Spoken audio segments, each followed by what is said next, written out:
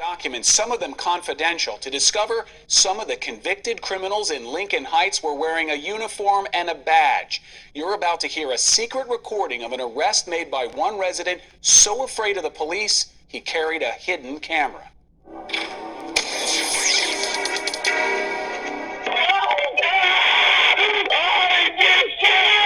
I realized now I walked into a trap. It stopped me in the back at the...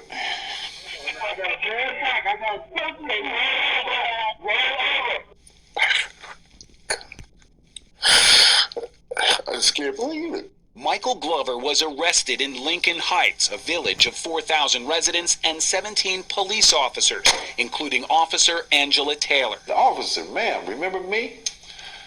And before I could say another word, Taylor was charging me, and she had a gun in her hand. And I'm looking down, staring down the barrel of the gun, and I'm just frozen like a deer in headlights. And it started with headlights. An internal affairs report shows the incident was, quote, caused by Officer Taylor's patrol vehicle operating on high beam status. The lights were so unusually bright that I could not see in front of me. And I pulled over, and they passed, and then they worked themselves back around me again and ran me off again. The internal affairs report shows Mr. Glover decided to walk away and re-enter his vehicle. He never made it.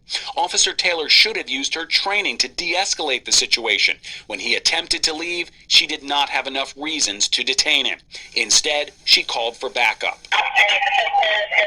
Stomped me in the back, full force, right over the screws that holding my spine together.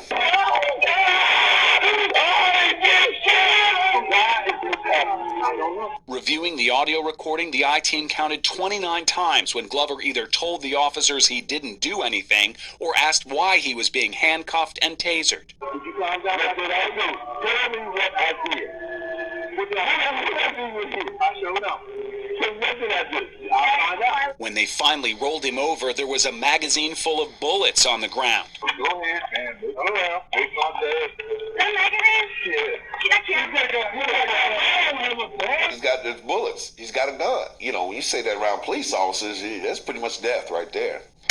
The bullets belonged to the only convicted criminal at the scene. Not Glover. He was unarmed, and the charges of disorderly conduct and resisting arrest were dismissed. The bullets had been dropped by Sergeant Leroy Smith. The officer was convicted in 1996 for falsification, then violated his probation. Within the last 2 years, these have been some very trying times for my department.